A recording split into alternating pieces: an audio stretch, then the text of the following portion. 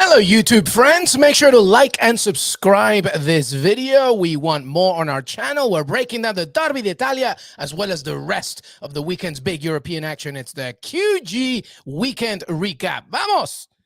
Hey everybody, it's Weekend Recap. I'm Qué Golazo, Michael Lahoud in the house, LME here. We'll be talking Derby d'Italia, of course, a Barcelona-Sevilla matchup. We'll talk about the teams that are playing in the quarterfinals of the Champions League and give you all that goodness as well as what happened in Serie and much, much more. Qué Golazo, Weekend Recap begins right now.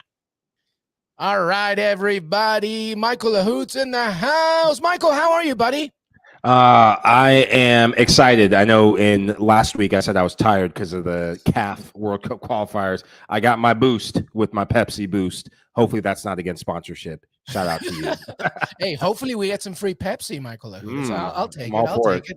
But it's good to get that energy boost. I have that boost. Welcome everybody to our live Qué Golazo Weekend Recap. Michael Lahoud, LME. Of course, as I mentioned in the intro, like and subscribe this video. Send your questions, okay? Send them. We're going to begin with Derby d'Italia. If you're a Juventus fan, how do you feel about this loss? Inter Milan, do you feel that you got away with one? Barcelona fans, I want to hear from you as well. And of course, Liverpool, Man City race, and so much more. So let's begin, Michael, as we discussed in the intro, in Italy, as Inter win 1-0. Chesney had a fourth penalty save, but it was counted out for nothing because the ref called it back for the penalty to be retaken. Chinaglu scored it. By the way, that first half was manic. It had about 15 fouls, 5 yellow cards. It was a typical Juventus-Inter game. And then in the second half, Juventus, I think, played better overall, but they just couldn't get that win. And Inter Milan win, a very important victory in Serie A. How'd you see the game, buddy? I thought it was very similar to the one that Juve lost in the Champions League, where they had so much possession. They pinned Inter Milan in their end, but just the lack of quality. When you have Alvaro Morata playing left wing, that's not a good sign. You have one of your leading goal scorers on the team. You can't play two strikers. I think two strikers would have been the better option to play. If you're going to play, bring him off the bench, do that. But you got to go either him and Vlahovic or Vlahovic and Dybala. They tried to fit all their attacking pieces on the field, and it created chances, but just not enough quality in the final third. And in transition, I thought Inter did the job. They played just masterful in terms of game management, and Juve played into their hands more than anything. And late in the match, you just saw that everything was just being forced wide. Inter, they were putting out the cigarettes, as most Italian do, and just put the buds out and then get on the bus with the 3 points. Yeah, absolutely. I do want to, I hope, well, here's some stats, by the way. Thank you, Des Norris. Look at just the overwhelming amount of shots that Juventus had in this game. Obviously, more possession, 19 fouls from Inter Milan's side, of course, more corners for Juve. But in the end, it's that final stat at the bottom that counts the most. And Inter Milan win it 1-0. I was very impressed and happy, by the way, Michael, with that slow motion of Massimiliano Allegri removing his jacket, just being so angry, obviously, at that penalty having to be retaken and everything that was happening there. Obviously, very angry with it. Here's a question. I didn't think, penalty aside, the ref didn't have his best game, I think. I mean, in a way, yes, I think, because it's such a contentious derby, of course, but there were moments I felt where even VAR failed VAR. How'd you see it? This is the drama of this derby, and to be a referee, there's an honor in refereeing a match of this magnitude, but also, oh man, the nerves of steel you have to have, because you have the Juventus fans whistling, Juve trying to sell every possible free kick, penalty kick, whatever they could do, win at all costs. And really, this was a Juventus team that was desperate. The crowd was desperate. The team was desperate. Manager was desperate, showed in the lineup he put out. And for Inter, when we go back to the penalty kick, it was a Juventus player that had the encroachment. De Ligt, right? Yeah. So if anything, the referee did him a favor by calling the penalty, because the goal was bundled in regardless. So Inter, they scored whether it was the first time or the second time. I think it was No, correct. I feel like The the goal advantage stood. should have just happened to Inter Milan, and they Yeah. should have just gone the goal. Who cares? Kind of like Yeah. when the ref says play on a foul that really advantages the position of the team that was fouled on anyway. It was weird, but yeah, carry on. I just thought it was weird that De Ligt was the one that approached, right? Because the ref was was right in front of the ref, and he saw De Ligt enter the box before anybody. But to your point, it didn't matter because Inter had scored it regardless.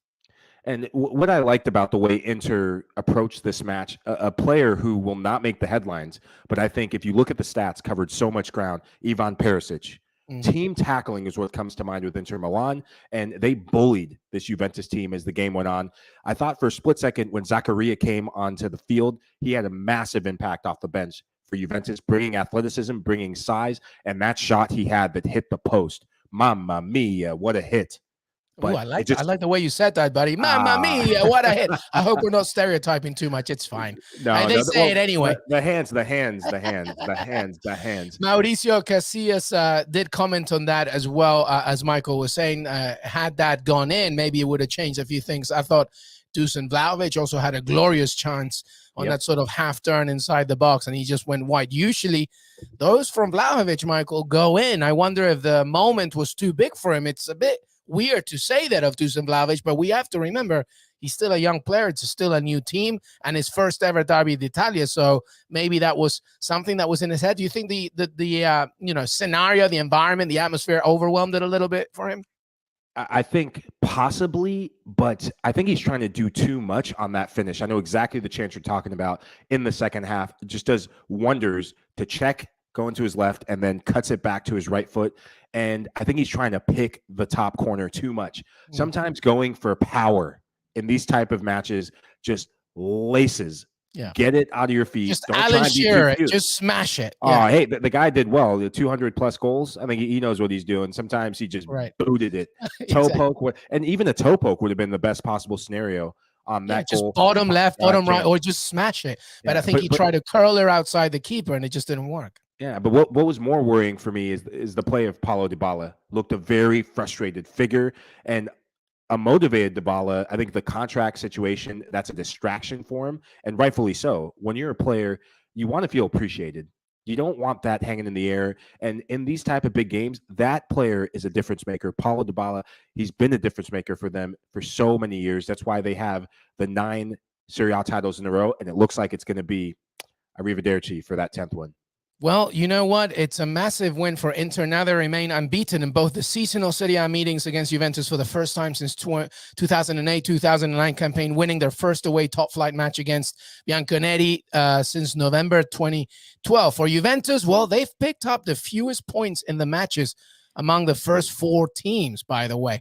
0 wins, 4 draws, and 2 losses. Currently in the Serie A standings, it's not good, and obviously behind, still scraping, still holding on to that Champions League spot. Inter have now won their first away match in Serie A in 2022 after 4 draws in a row. So that's another thing that really helps them out. But that's the table. AC Milan, Napoli, Inter, Juventus, Roma just scraping on 5th. But it's a big win for Inter as they have 63 points. But Milan play Bologna on Monday. So if Milan win, they'll be able to have a bigger cushion, of course. But it's still very tight, Michael Lahoud, as we just for a little bit here, just discuss Atalanta as they lose 3-1 to Napoli. And Gasperini's side sliced to 7th, but it's a big win for Napoli, of course, as they're top over there. Thoughts on that one?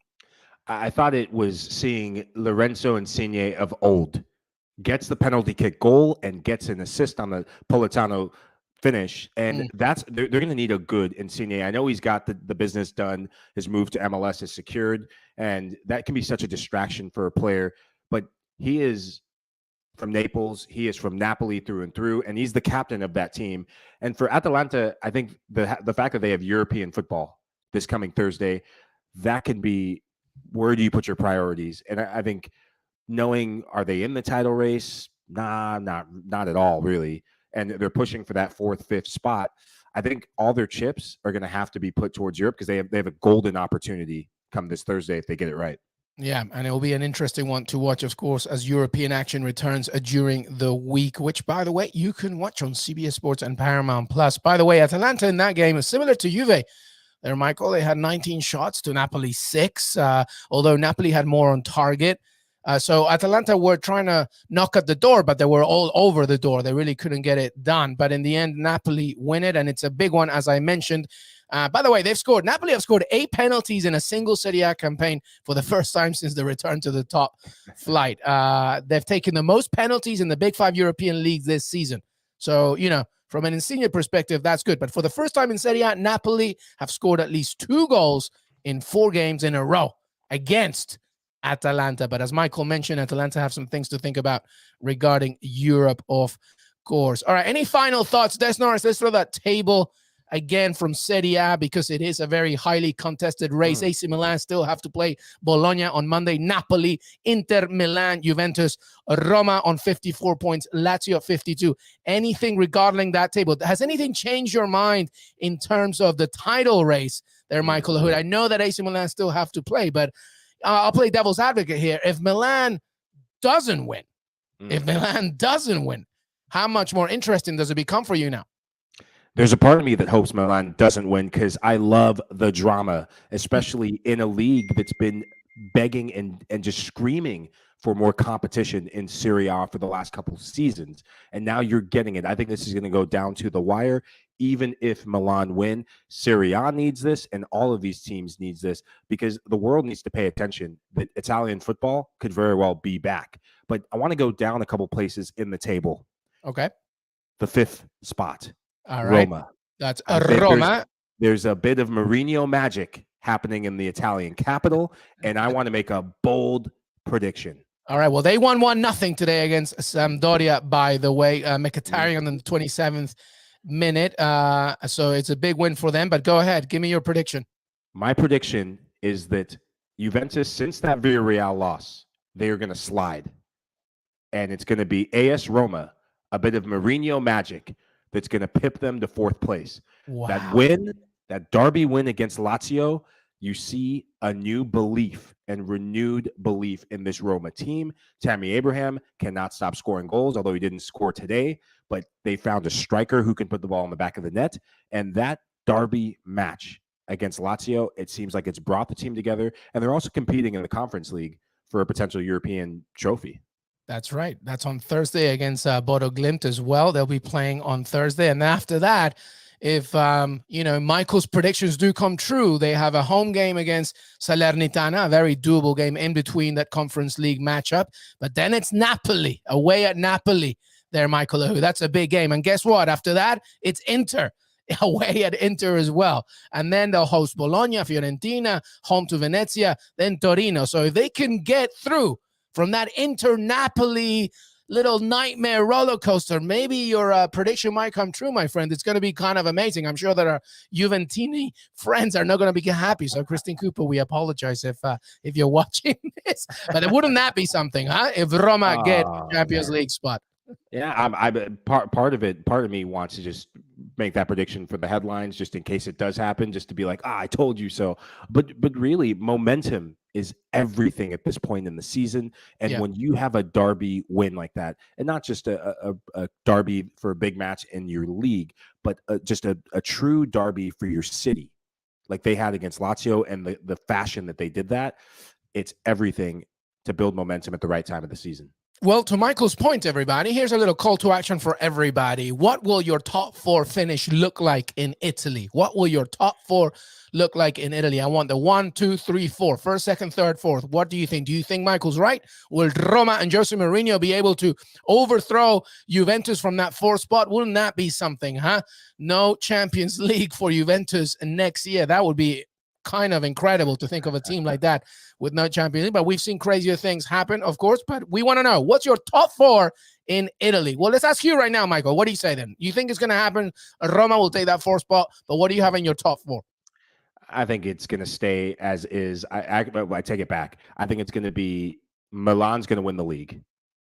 Milan's going to win the league. Yeah. I think that win against Inter in the derby match. That was just such a psychological boost for them.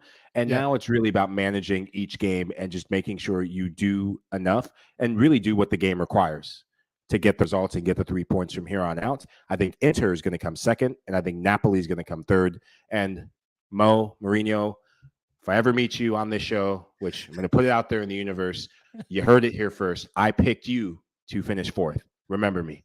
Well, I think he owes us because, he's already talked to Marco Messina as part of our Paramount Plus coverage. By the way, make sure you check that out. Great interview. But if he comes over, and Tammy Abraham, come on, man. You remember your Villa days. Don't forget how you did what you did. I'm just going to spice it up, Michael. I'm going to go with Napoli winning this. Ooh. Let's give Lorenzo Insigne, the son of Napoli, let's give him a Scudetto before he goes to snowy Toronto. I want that romanticism. I want that city to win it again. I mean, everybody remembers, of course, the Maradona days. I want to see that team reclaim it. So I did say, though, at the beginning of the season, and I stuck to my guns all the way through, that AC Milan will take it. But the romantic side of me wants to see Napoli. Whether that happens or not, we will wait and see. But we've already gotten comments from everybody regarding your top four. Thank you so much for that. All right, let's move on, everybody, from Italy. Let's do a little fun here. As we mentioned, Champions League returns this week. I love it, baby. It's the quarterfinals, Michael Lahoud. This is when it gets really interesting. We got a full-on preview coming later this week. In fact, as early as tomorrow, so don't worry about that. But what we like to do here on Qué Golazo as part of our weekend recap is we like to give you the Champions League report. So, Michael Lahoud, you're going to give us a little bit of thinking regarding these teams and how they did. And I think today we will focus on grading the big ones, the favorites.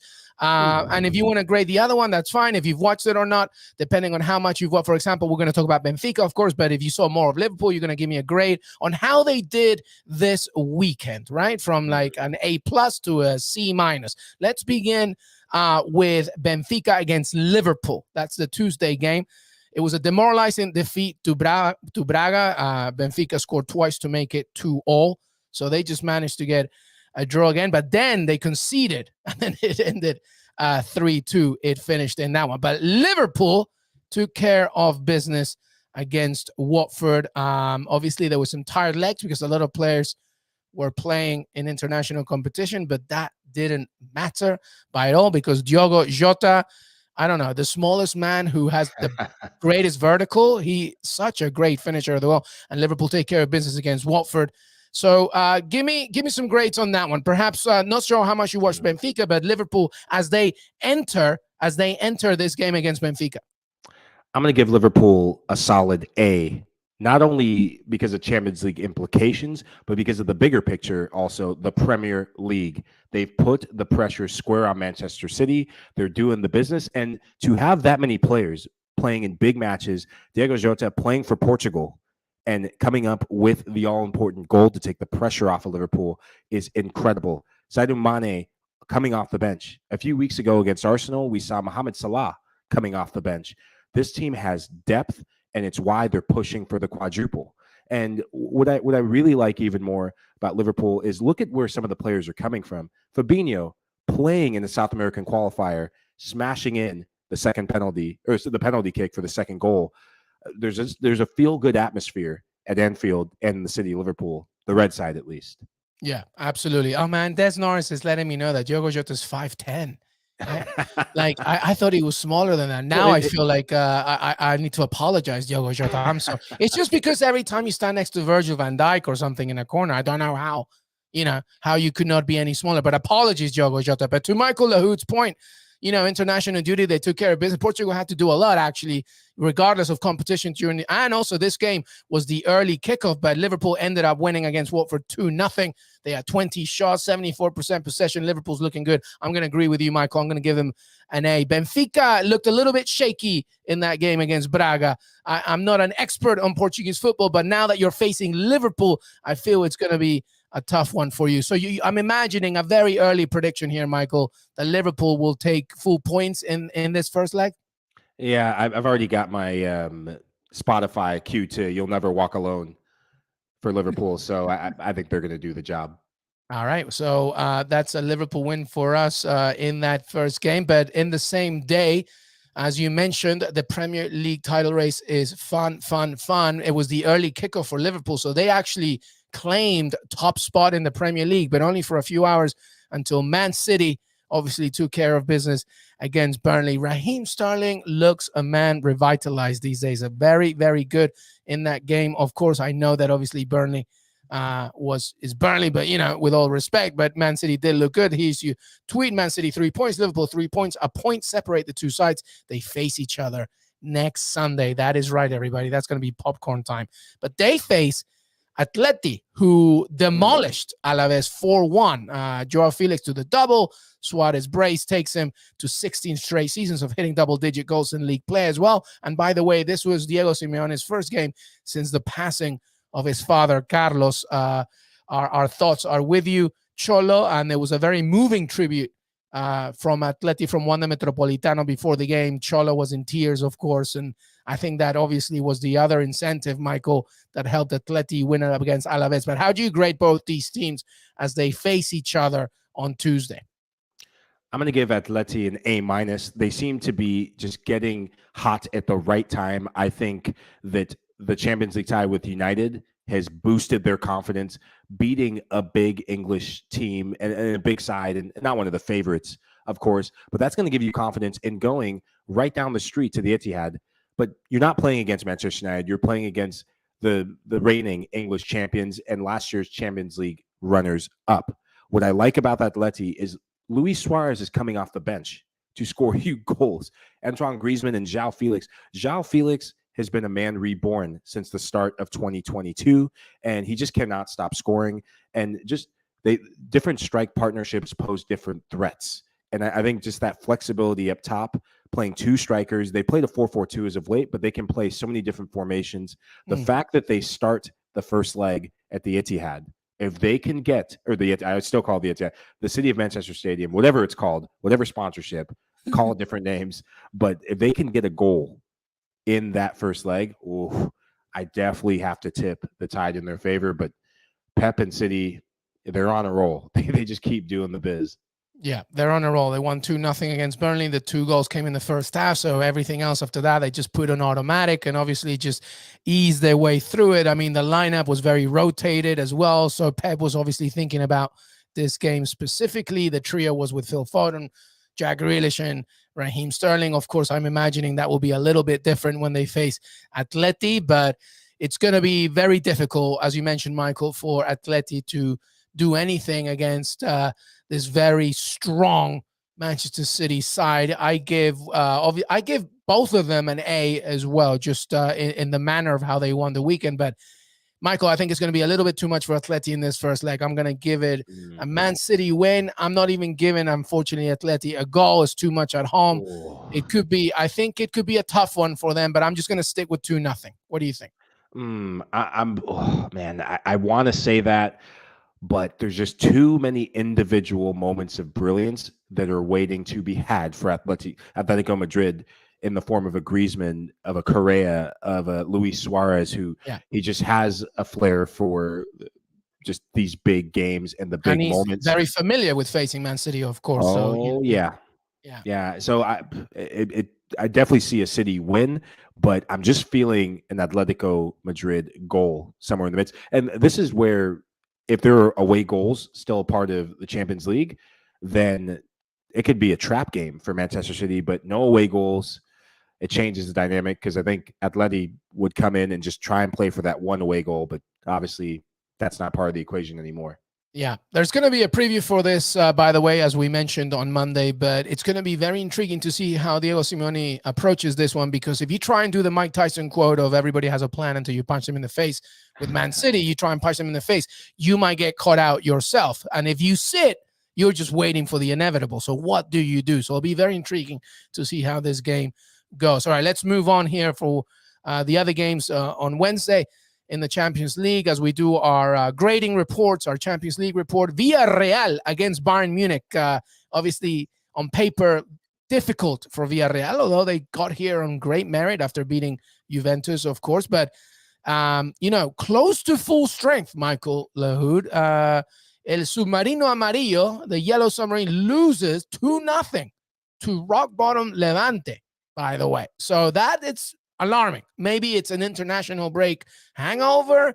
Who knows? But Bayern Munich looks like they're back on form. They steamroll over Freiburg 4-1 as second place Dortmund, by the way, fall 9 points adrift. So it looks like Bayern are back to usual. And it might just be, I mean, Villarreal's gonna have to rely on that home advantage. How do you see this one? And give me your grades. For Villarreal, I was so excited to see the performance they put in against Juventus, and it was a heroic performance. And as soon as that final whistle blew, I thought to myself, Unai Emery, book your vacations in the Champions League now. Get your bottle of sangria, start sipping, because there's no way that they're going to do the business against Bayern. No way. Not even in this first leg. You don't see anything. I think they're going to try and frustrate Bayern as much as possible. I think what we'll probably see is Bayern won't score 3 goals. But Bayern Munich is too good, because Bayern Munich, look at the players they can bring off the bench. A lot of these players would be regular starters or contributors or main contributors for other Champions League teams. Maybe not Manchester City and some of the bigger teams, but there's too much depth, too much dynamic movement, too many dynamic players, and just they can literally play 3 in the back if they really want to push the tempo. I think Leon Goretzka coming back from injury and really putting a solid performance immediately against Freiburg, that I think he's going to be a difference maker for them as this Champions League tie unfolds. Yeah, I will say in that Freiburg game, I mean, honestly, and I know that it was 4-1, etc., but it all kind of happened in the last 21, 22 minutes of the game. It's not like Bayern dominated from minute 1. So there is something that Villarreal can take from that. But to your point, there's just too many weapons for Bayern Munich. There's just too much. And when they're all clicking in the right direction, it might just be too much. I'm a big fan of Villarreal, but this humble, small, proud club might just be too much. But if you can keep it tight in the first leg, we'll see. So I'll grade Villarreal. Unfortunately, Villarreal, due to this loss, I'm going to give you just about a C-. I mean, it really should be a fail here, to be honest. And Bayern Munich, nice and easy with another A. What do you think? Yeah, I'm gonna be a little bit more positive, because I think Unai Emery and this team have their eyes solely on Champions League. In La Liga, they're not really playing for much. Right. European competition is where their bread is buttered this season, and I think winning that game against Juventus and progressing, it shifted their plans quite a bit, because I think if they lose that, they get time to settle and say, okay, let's do our city and our club proud in La Liga. So I'm going to give them a C+, just because I'm still feeling the good vibes from that Juve. I mean, 3-0 Inter in. I wish I had you in high school as my English teacher. That would have been a nice little grade on my stuff. That's all right. 3-1. All right, okay, we'll take it. All right, but overall, we see Bayern Munich overtaking Villarreal, right? Yeah, absolutely. Yeah. All right, well, let's end it with. Talk of surprises, Michael Lahoud. Chelsea against Real Madrid. First of all, okay, very early on, just straight away. What happened there? What did we learn from that loss to Brentford? Amazing. At Stamford Bridge, by the way. We're learning that the debacle and really the pressure and all the outside distractions are starting to show their cracks in this Chelsea team. I look at some of the players and their attitude and really their body language. They look shell-shocked. Brentford outran them, outworked them, outplayed them, and obviously outscored them. And really just, I want to give a big round of applause, just golf clap to Christian Eriksen. The comeback story just keeps getting better and better and better. And it was a heck of a goal. Unbelievable last week and a half. He returns to the Danish national team, captains his side. He scores 3 goals and an assist in 4 matches for Christian Eriksen. To your point, my friend, an unbelievable return. Carry on, absolutely. And he got to go in this one. Yeah, and the one player for Chelsea who, I mean, we cannot talk about Chelsea without talking about the Qué Golazo. Talk about Qué Golazo.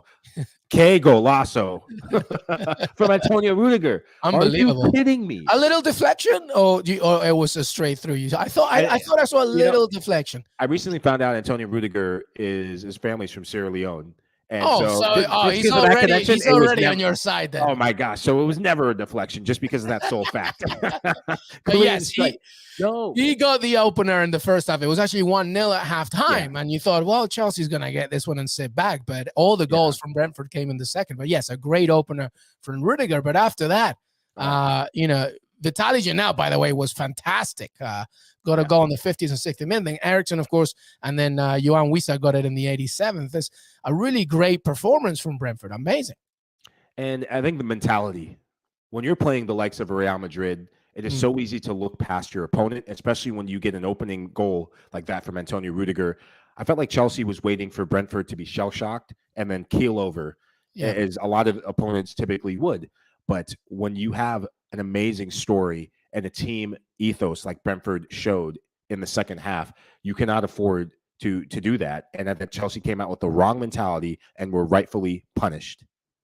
Absolutely. And by the way, regarding the off-the-field situations that Michael was alluding to regarding Chelsea, obviously, who will own Chelsea continues to, overshadow everything, of course. And the Ricketts family's controversial bid for Chelsea still has, obviously, government concern as well. There were protests and stuff. So there's a lot going on from a Chelsea perspective. But Real Madrid, meanwhile, a win against Celta Vigo in controversial circumstances, by the way, because there were 3 penalties awarded. It was almost like, Iago Aspas said it at the end, and he was like, he was just fuming, just saying, basically, it was like the ref they just were looking for an excuse over and over to give Real Madrid this game. But 3 penalties awarded, including a very soft one, which was actually Karim Benzema's winner.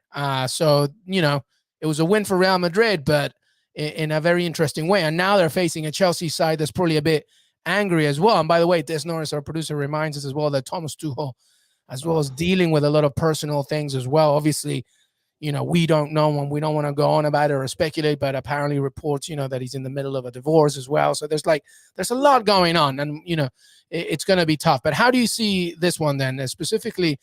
Because I've been saying that I think Real Madrid's experience and just everything that's going on with Chelsea will just be too much for them. What do you think? Yeah, I agree with that. I think that PSG match, I know I bet against Real Madrid, against Mbappe, Messi, Neymar. I've learned my lesson. I will not do that again in this tie, especially with an experienced manager like Carlo Ancelotti.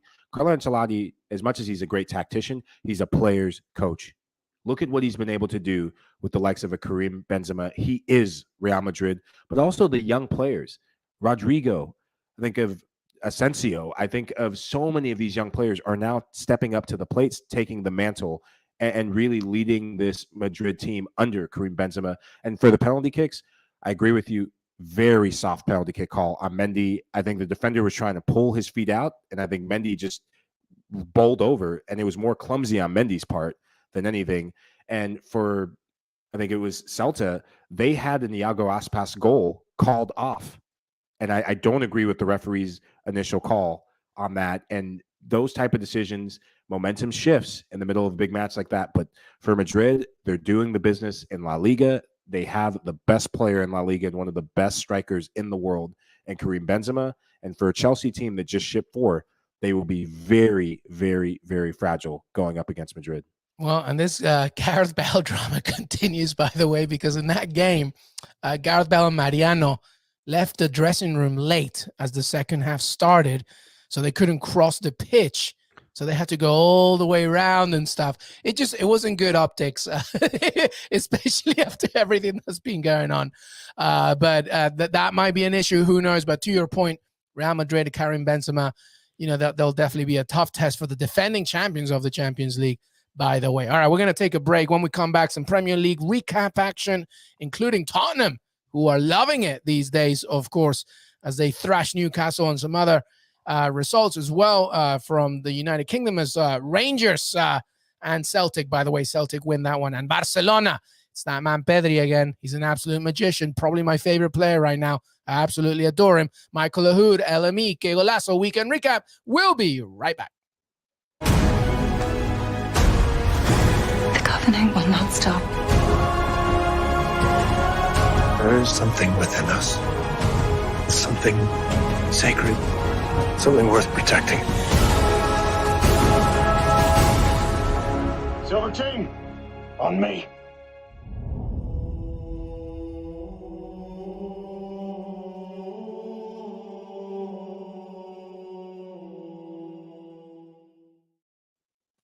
Welcome back, everybody. Qué Golazo weekend recap. Michael Lahoud in the house. Michael, no Austin FC today, so it's always good to have you in the weekend recap.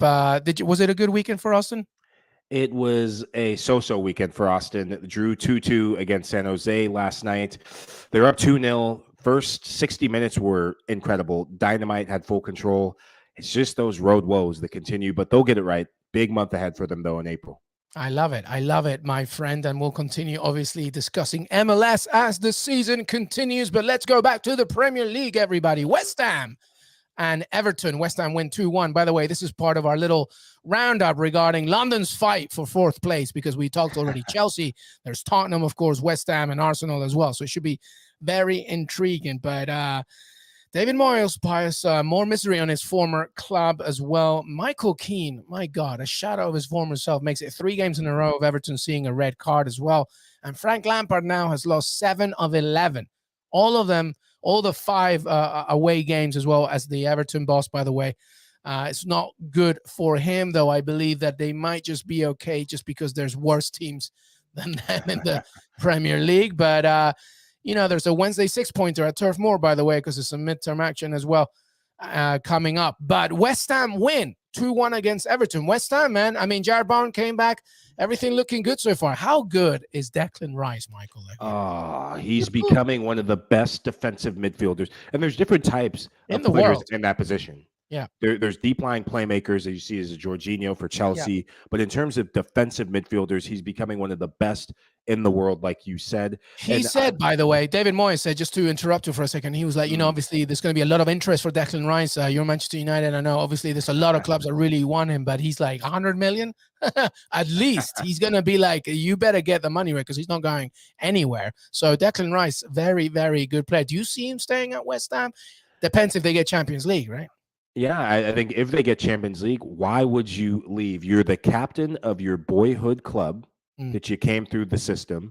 Your team is on the ascendancy, and you have quality young players playing on different national team, and especially a core of English players. And Jared Bowen, at what point? Tremendous. If we're talking Qatar. Yeah, he probably has to play. Yeah, he has to. His name has to be in the mix. I agree with Gary Neville, though. And there's Frank Lampard, by the way, not looking good. 7 losses in 11 matches under Frank Lampard. I'm sure, listen, because I'm not going to talk about that much about Villa, everybody, right? So don't even think about it, okay? But there is a sentiment to the same thing here. Maybe Lampard just needs a full preseason. We'll see how it goes. It's just I haven't been proven yet to what he can do, but it's not good for Everton. But back to what you were saying, Michael Lahoud. This is the best. I agree with Gary Neville. This is the most talented England side since 1966 entering a World Cup. Jared Bowen is knocking at the door. Absolutely. And the one thing that he has that other midfielders in this England team don't is he's getting goals from midfield. For England, in the middle of the park, it's side to side. And Declan Rice is elevating his game. Calvin Phillips, who started in the middle of the park, pedestrian. There's a lot of, he's wearing trash bags for shoes. I saw a picture after the match. I mean, his head is in a different stratosphere. I know he's been linked to a bunch of big moves. Leeds have been up and down so far this season, injury woes from the Euros, etc. But goals from midfield, whenever you have a midfielder that is of your country, you cannot take that for granted. And that's something for England in a World Cup. That is a luxury that changes games, that wins you big games. Yeah, and he wins free kicks, like the one he won today when Aaron Cresswell with a beautiful set piece, but he wins things outside of the box, which is very important. And to your point, when you can now be central and not just wide, you become a dangerous side indeed. But back to the race for 4th in London. Tottenham, by the way, my goodness, they saw that West Ham win, and Conte was like, nah, we're taking care of business here. And business they did. 5-1. Against Newcastle. Doherty, Emerson, the wingbacks were doing the business for Antonio Conte. And Dejan Kulusevski, Michael Lahoud, 5 assists now in 2022. One of the best January signings of the season? The best January signing of the season in the Premier League, for sure. Just, it takes the pressure off Harry Kane and Son Heung-min to create just for themselves.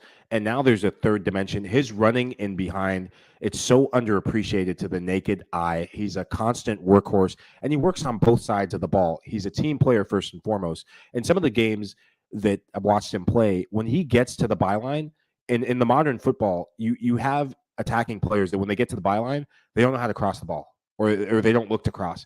His first thought is, where's my teammates? He picks his head up and he's looking for Harry Kane. He's looking for Son, which was exactly what happened today. That great ball for Human Son. That's right. Yeah. These are two players that thrive off service. And now with those front three, Højbjerg and Bentancur, they can hold down the fort.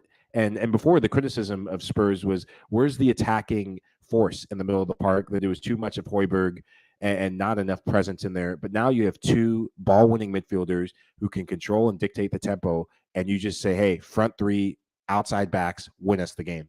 Yeah, well, if we look at that table, by the way, we weren't kidding when it's a real race for that fourth spot. Chelsea in third. They have a game in hand over Tottenham, but they have 59 points. Tottenham have 54 points. So do Arsenal with 54. They play on Monday, and they've only played 28 games. So they have 2 games in hand on Tottenham and 1 on Chelsea and West Ham. Well, they have 3 games in hand on West Ham. We're in 6th with 51 points. So I think it might just be a little too tough for West Ham, Michael Lahoud. So I have a call to action, and I'll ask you, what do you think, everybody? Who's getting that 4th spot? Do you think maybe that Tottenham and Arsenal can make a pact and just remove Chelsea from this top 4 and maybe do everything they can? Because, I'm not too sure now on how Chelsea will continue this demise. In fact, this is what happened last season. At the very end of last season, they were really scraping to get that 4th. Right now, not as terrible, but you never know. But Arsenal, they face Crystal Palace on Monday, and they are clicking. And you would imagine that they would be the favorites regarding that 4th spot, despite the fact that Tottenham has it, Michael. How do you see it? I agree. I think the way Arsenal are playing, the youthful exuberance, Bukayo Saka is amazing. And I know against Villa, they took a lot of flack for asking for protection. Protect this man. He's a good footballer. But what I like about them is you see a different Alexander Lacazette. This is more of the Lacazette that played at Lyon. He's the captain. And for some players, when you give them responsibility over a young group of players, they rise to the challenge and they become leaders, and their game elevates. And I remember watching him at Lyon when this is the same Lyon that he came through their system. And then he's now the elder statesman and the captain. His link-up play, being able to bring other players in, being able to bring wingers, Martinelli, Saka, it's part of what he does. And then he's also finding the score sheet again. Arsenal look very dangerous, but you can't count out Spurs. Harry Kane, Son Heung-min. Jeez, that's a lot of goals, and they're getting hot at the right time. Yeah, and you mentioned Kulusevski, of course, who's going to be part of that. Obviously, the strength of schedule and how difficult it is will be a factor. Liverpool still have to face Tottenham as well in that one. And then when I just look over at Chelsea's fixtures as well, they have to face Arsenal. They have to face West Ham, Manchester United as well. And then if I just look here to Arsenal's fixture list, they got to face United, Chelsea, as we mentioned, of course, West Ham as well. And then everything else, Everton, Newcastle, Leeds United could be doable. It's going to be tricky to see who gets it. So who do you think, everybody? Who do you think gets that 4th spot? I'm sticking with Arsenal. As you mentioned, they're just clicking in every way. I mean, Mikel Arteta and Pep Guardiola have been the only managers that have won Manager of the Season twice, Manager of the Month twice. Mikel Arteta, the recent one. And you have them clicking in form. Ian Wright said the same thing about Alexander Lacazette. He brings people in. He now can go deep. He's a connector, etc. He can rely next to Martin Odegaard as well.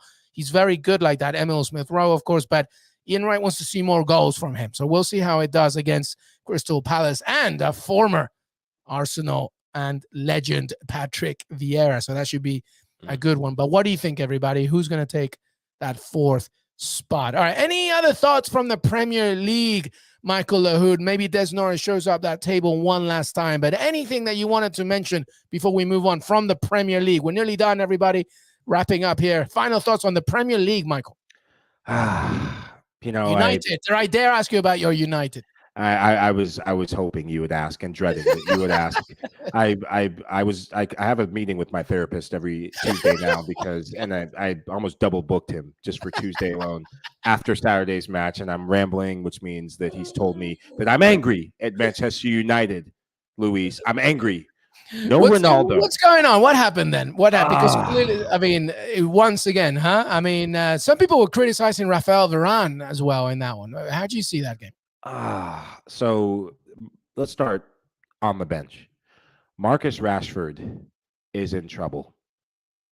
Yeah. His confidence is shattered. When I saw the lineup, I thought, okay, no Ronaldo. Okay, we can manage. It's Leicester. We can manage.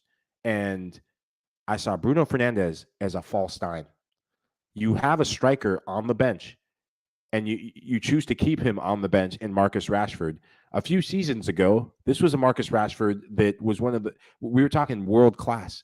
Yeah. The sky's the limit. Yeah. Could An be England starter. England's starter. Yeah. And just his confidence is shattered. I think internally with the club, the Bruno Fernandes contract. Do I rate Bruno Fernandes? Absolutely. He is the best player that the Weird team has timing, huh? right now. Horrific timing. You give a player a 4-year contract extension to 2027, and yet you don't even have a new manager locked in yet. Yeah, it's silly. What if the new manager does not appreciate Bruno Fernandes, or at some point, what if he has different plans, or he's already been in talks with it? It doesn't suit his system or whatever. Yeah, yeah.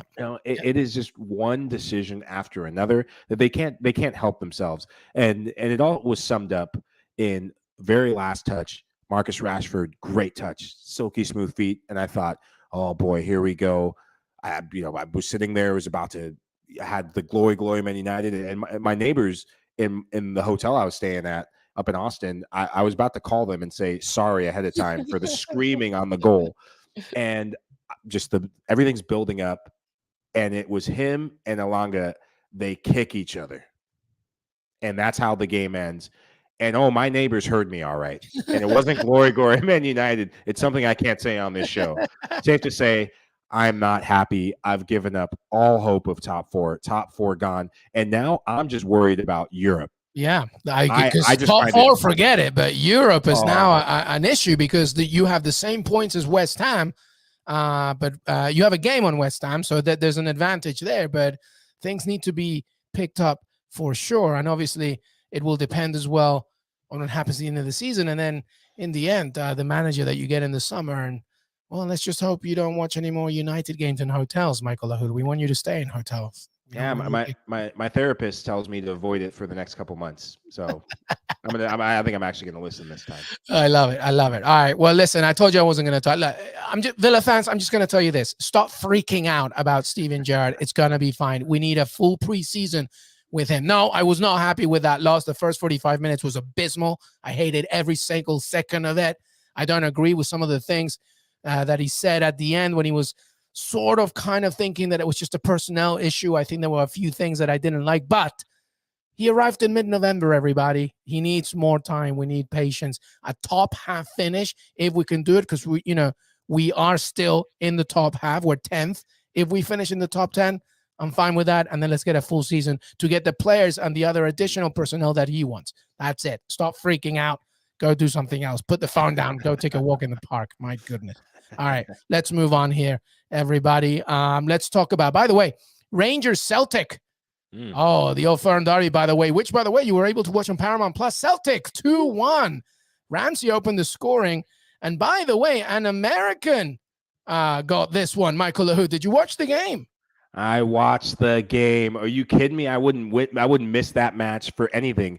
Mind you, Celtic, for all the glory, European glory that Rangers are having under Giovanni Van Bronckhorst, yeah, it's Celtic who do the double over Rangers. The first meeting, Celtic won 3-0. Thrashed them at home. This one, they go down, and it's Aaron Ramsey who gets the early. It was a beautiful goal, and it's Kent. I love Kent. His speed, his movement as a winger, it's amazing. He'll get a big move eventually if he keeps this up. And then Aaron Ramsey just winding back the clock as he did at Arsenal, right place at the right time, and a left-footed finish, first-time finish, and you thought it was all Rangers. and just Tom Rogic. Only 4 minutes later, right? Almost apologetic finish when he put it in, because you know you can't celebrate too hard when you have history there. But just immediate response, not even 3 minutes after, immediate response. And I think that goal, it made Rangers think a bit like, crap, this is actual game, which isn't always a game. And the tackles start flying. But it was impressive display from Celtic. I thought they weathered Rangers' storm. And really, for Rangers, now you're 6 points off the pace. And it makes you start thinking, okay, do we wait for Celtic to drop a point? Do we just put all our eggs in the Europa League? If I'm Rangers, go for the Europa League. Why not? It's a trophy you haven't won. And I mean, just go for it. Yeah, and don't forget, it was an American, Cameron Carter-Vickers, that got the winner in the 42nd minute in that one, by the way. And as Michael alluded to, a big win for Celtic, and it's the double in the Scottish Premiership over their bitter rivals, Rangers. All right, very final thoughts. Just 2 games to just contemplate. By the way, PSG did their thing against Lorient. I don't even want to go too deep into this one, Michael. I mean, expected a Neymar, Mbappe, and Messi. They all score in the same game for the first time, by the way. But Ultra is still not happy, and rightly so. I think, to be honest with you, it's less to do with the wins. It's more about the identity, whatever. But the other game, Barcelona win 1-0 against Sevilla in a very tightly contested game, a very big game in La Liga. And Xavi magic continues. But more importantly, by the way, and that's 6 straight wins in La Liga for Xavi, everybody. But Michael Lahoud, I got to tell you, man, listen, Pedri is amazing. He is magic. He's my favorite player right now in the game. Wow. He is just art.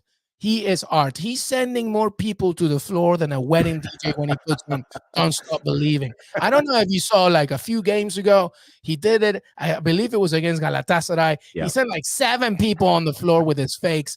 Then he does the magic as well. He plays really well in the Clásico, and then international duty as well. He's delivering for Luis Enrique. And then once again, he returns from action and scores an absolute beauty against Sevilla. I love Pedri so much. Talk to me about Barcelona and PSG if you want to, Michael Lahoud. But Pedri, this is the Pedri Magic Hour. I love you. Te quiero, Pedri. I want to meet you, brother. You're so good.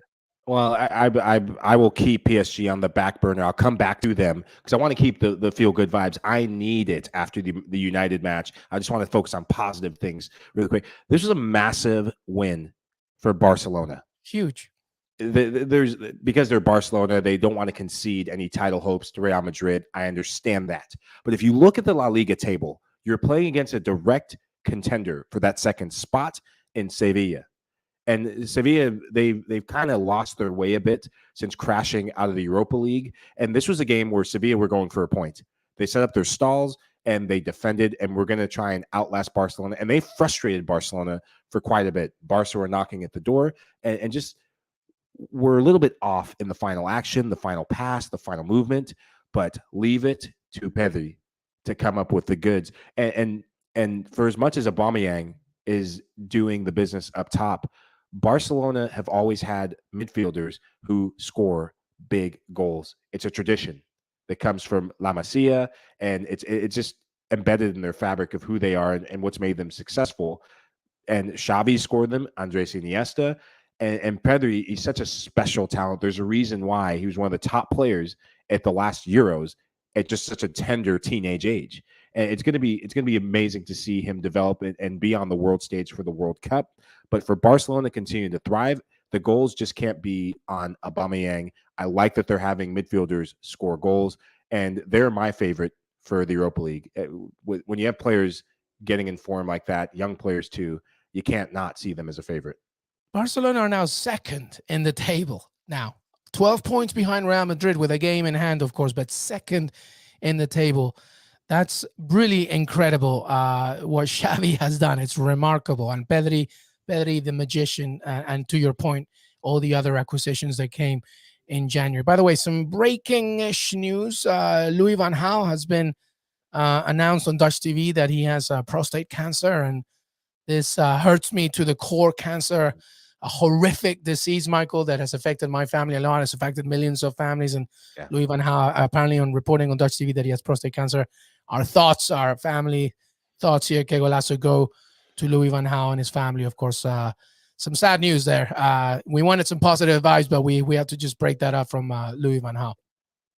Yeah, that's cancer is something that's affected my family as well, and it's just my heart goes out to him and his family as they navigate the road ahead, and hopefully, that medicine and everything can be there to help as much as possible. And just in the vein, I told you I was going to come back to PSG. The good news is for these players, it's so difficult. There's so much expectation for these three players to do so much that realistically, when you don't have an identity, this isn't the Harlem Globetrotters. That's what I think of when I think of PSG. It's like, okay, you three, here's a ball. There's only one ball, mind you, to share between these three players. Go win us every trophy in Europe. In the modern game, that's not going to happen. And as the season winds down, it's kind of the swan song. The adios, que será, whatever will be, will be. Messi is definitely not going to Germany. And I think of, Kylian Mbappe, these players, this is going to be one of the last times we see this trio together. And it's a bummer that it's finishing this way. Yeah, I agree. My only final thoughts now as we wrap up, Michael, I'll start first. My only final thoughts, by the way, Chicharito has just scored the opener for LA Galaxy. And it was a quintessential Chicharito goal inside the box. Beautiful stuff there. You got to select this man to the World Cup, Tata Martino. He's got to go. You have to take him. He's got to go. Yeah. The thing with that is if you get him convinced and back in the fold, you also get members of the old band back together. Imagine the Mexico team with him, Carlos Vela, the Dos Santos brothers. Get the band back together, Tata. Convince them. Chicharito, I think, will be the key, and then everything else will fall into place. 100%. No, Tata doesn't want to beat Argentina. A very good point there. All right, Michael. Well, any final thoughts from you before we say goodbye, buddy? No, I'm looking forward to an amazing week ahead. So much matches. Liverpool, City, those are two teams to keep an eye on. Two big Champions League matches.